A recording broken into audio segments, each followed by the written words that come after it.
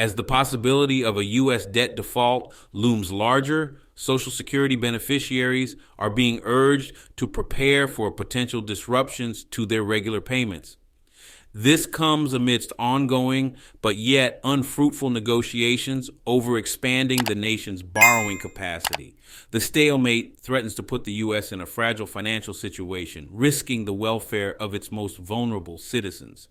According to Dan Adcock from the National Committee to Preserve Social Security and Medicare, the benefits of millions of Americans could be interrupted if a default occurs. Adcock advises beneficiaries who can afford to do so to delay non-essential purchases to ensure they have enough funds to get by. However, approximately 40% of Social Security recipients, including individuals with disabilities and widows, rely on this program for 90% of their income. This equates to nearly 27 million people who have little financial flexibility to prepare for possible payment interruptions.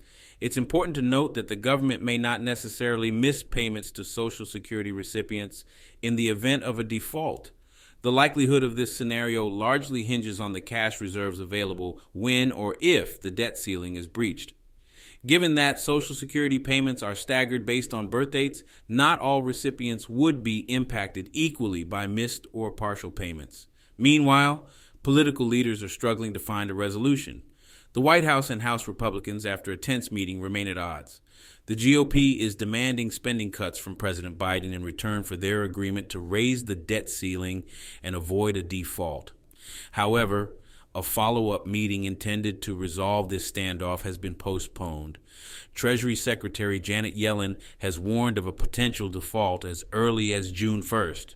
Should this happen, the Treasury may not be able to meet its obligations due on the day of the default, which could include payments to Social Security recipients and Medicare providers. Mary Johnson from the Senior Citizens League has voiced considerable pessimism about the situation, highlighting the legal restriction on the Social Security Administration to not spend more than its cash reserves.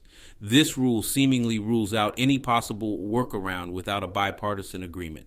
Johnson warns that the longer the impasse continues and the closer the U.S. gets to a default, the more likely it is that Social Security benefits could be delayed, held up, or not paid in full.